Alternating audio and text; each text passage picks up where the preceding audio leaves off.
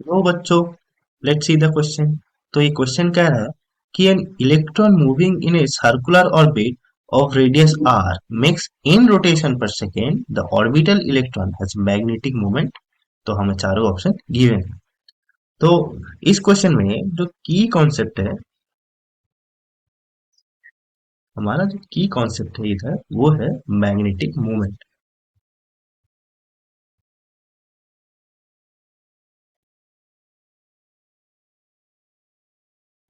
जिसका वैल्यू है M, that is magnetic movement, is equals to I A, where I is the current and A is the area of that loop। जैसे circular orbit और कोई electron move कर रहा है, तो इसका जो एरिया है, तो इस इलेक्ट्रॉन का मैग्नेटिक मूवमेंट होगा इसका current into this area. Okay, so basically हमें गिवन है कि the radius of this circular orbit, let's say this is r, and the it makes in rotation per second means our frequency, that is frequency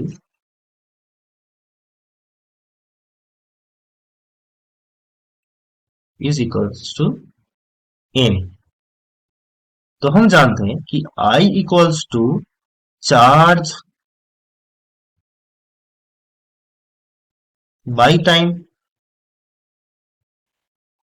तो charge है हमारा E, क्योंकि an electron is moving by time, that is T. और ये हम जानते हैं 1/t is equals to frequency, so that is equals to E mu, which is equals to E a, क्योंकि frequency का वैल्यू m given।